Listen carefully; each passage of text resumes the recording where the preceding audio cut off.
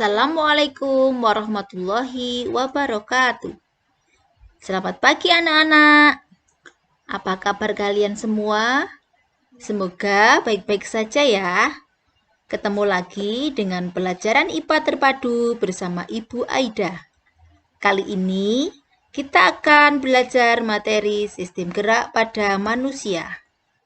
Yuk, kita mulai belajarnya.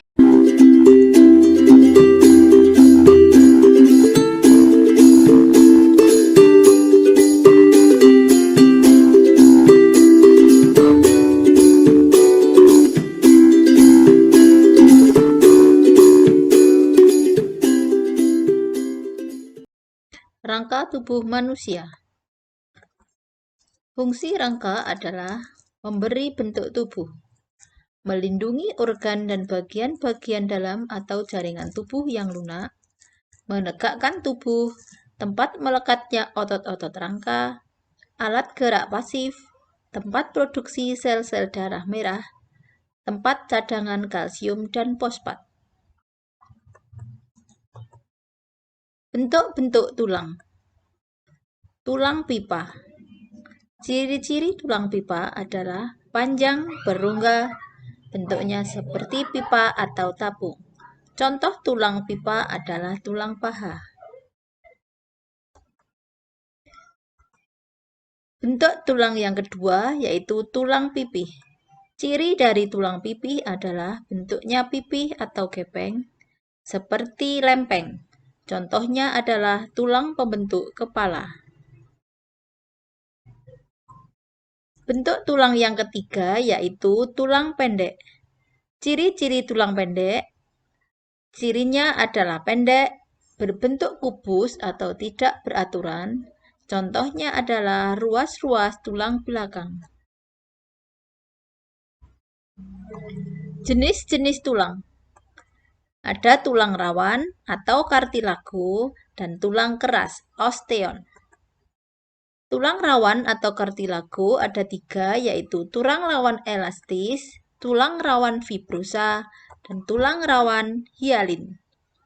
Sedangkan tulang keras atau osteon terdiri atas tulang kompak dan tulang spon. Tulang rawan elastis bersifat lentur. Matrik mengandung serat elastis yang bercabang-cabang, terletak pada epigotis dan bagian luar telinga. Tulang rawan fibrosa bersifat kurang lentur, matrik mengandung serat kolagen tidak teratur, terletak pada antar ruang tulas belakang. Tulang rawan hialin. Bentuk tulang rawan terbanyak, mempunyai matrik homogen, halus dan transparan, terletak pada cincin trakea, cuping hidung, persendian, serta antara tulang rusuk dan tulang dada. Tulang penyusun rangka tubuh. Tulang kepala, rangka badan, tulang anggota gerak. Tulang penyusun kepala. Ada tulang dahi, tulang ubun-ubun, tulang kepala belakang, tulang pelipis, tulang pipi, tulang air mata, tulang rahang atas, tulang rahang bawah, dan tulang hidung. Tulang penyusun rangka tubuh terdiri dari tulang belakang, tulang dada dan rusuk, tulang panggul, dan tulang bahu. Pada tulang belakang, terbagi atas 7 ruas tulang leher, 12 ruas tulang punggung, 5 ruas tulang pinggang, 5 ruas tulang kelangkang, 4 ruas tulang ekor. Pada tulang dada dan tulang rusuk, itu terdiri atas tulang rusuk pertama, kemudian ada tulang dada hulu, tulang dada badan, dan ada tulang dada taju pedang. Jumlah rusuk itu ada 7 ruas rusuk sejati, 3 ruas rusuk palsu, dan 2 ruas rusuk melayang. Tulang panggul itu terdiri atas tulang usus, tulang kemaluan, dan tulang duduk. Tulang bahu terdiri atas tulang selangkah, tulang lengan, dan tulang belikat. Tulang penyusun anggota gerak terdiri atas anggota gerak atas dan anggota gerak bawah. Anggota gerak atas atau tangan yang terdiri atas tulang lengan atas, tulang pengumpil, tulang hasta, tulang pergelangan tangan, dan tulang jari-jari tangan. Anggota gerak bawah atau kaki terdiri atas tulang paha, tulang tempurung lutut, tulang betis, tulang kering, tulang pergelangan kaki, tulang telapak kaki, dan tulang jari kaki. Hubungan antar tulang. Hubungan antar tulang disebut artikulasi. Hubungan antar tulang yang memungkinkan pergerakan disebut persendian. Pembentukan sendi dimulai dari perbesaran kartilago, kedua ujungnya dibungkus oleh jaringan ikat yang disebut kartilago. Kedua ujung kartilago membentuk sel-sel tulang ke arah dalam atau tulang artikulasi. Kedua ujung tulang dan kartilago artikulasi dibungkus membran sinovial menghasilkan minyak sinovial atau pelumas tulang. Macam-macam sendi. Yang pertama, sendi mati atau sinartrosis. Merupakan hubungan antar tulang yang dihubungkan oleh serabut jaringan ikat sehingga tidak dapat digerakkan. Contohnya adalah hubungan antar tulang tengkorak atau sutura. Yang kedua adalah sendi kaku atau amfiartrosis. Sendi kaku merupakan hubungan antar tulang yang dihubungkan oleh kartilago yang memungkinkan gerakan secara terbatas. Contoh sendi kaku yaitu sendi antar ruas tulang belakang, sendi antara tulang betis dan tulang kering. Yang ketiga yaitu sendi gerak atau diartrosis. Merupakan sendi yang tidak dihubungkan oleh jaringan ikat atau tulang dapat bergerak bebas. Tersusun atas mangkok sendi, bonggol sendi masuk ke dalam mangkok sendi, pembungkus sendi atau ligamen, membungkus bonggol dan mangkok sendi. Cairan sendi atau cairan sinovial melumaskan sendi. Sendi gerak ada 4 macam, yaitu sendi engsel, sendi peluru, sendi pelana, dan sendi putar. Sendi engsel. Sendi yang salah satu tulangnya hanya dapat digerakkan ke satu arah. Contohnya adalah lutut, siku, ruas antar jari. Sendi peluru. Sendi yang memungkinkan terjadinya gerakan ke segala arah. Kedua ujung tulang berbentuk mangkok dan bonggol. Contohnya sendi antara gelang bahu dan tulang lengan atas, serta antara tulang paha dan gelang panggul. Sendi putar. Ujung tulang yang satu mengitari ujung tulang lain, sehingga memungkinkan gerakan memutar. Contoh sendi putar, sendi antara tulang atlas dan tulang leher. Kepala berputar ke kiri dan ke kanan. Sendi pelana. Kedua ujung tulang membentuk sendi berbentuk seperti pelana dan berporos 2. Contoh sendi tulang ibu jari antara tulang telapak tangan dan ruas jari tangan. Otot. Otot disebut alat gerak aktif karena dapat berkontraksi.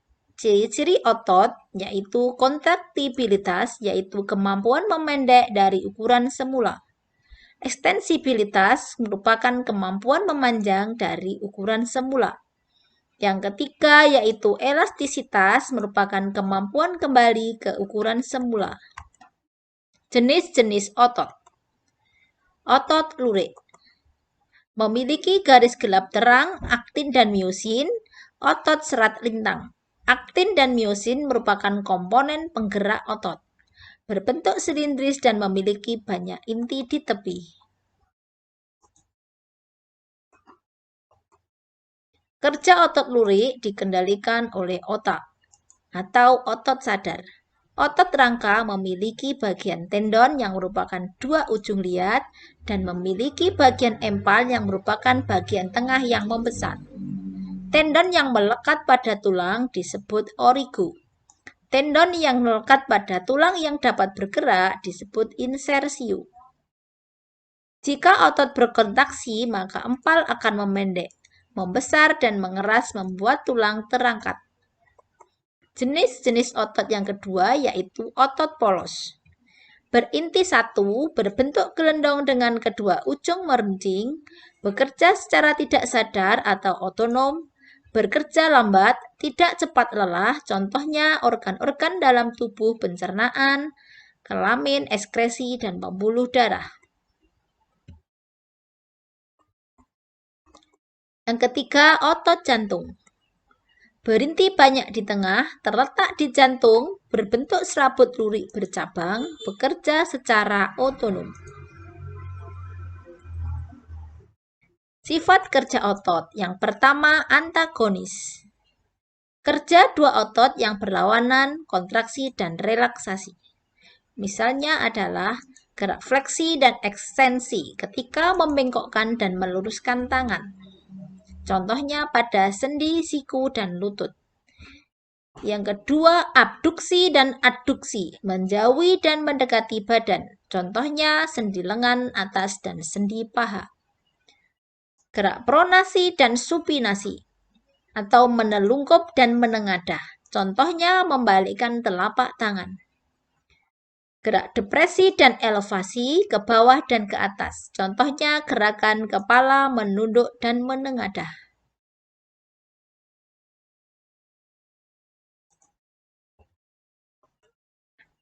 Dua kerja otot sinergis, yaitu kerja dua otot yang saling bekerja sama. Contohnya otot pronator teres dan pronator quadratus yang menimbulkan gerakan menelungkup dan menengadah pada telapak tangan.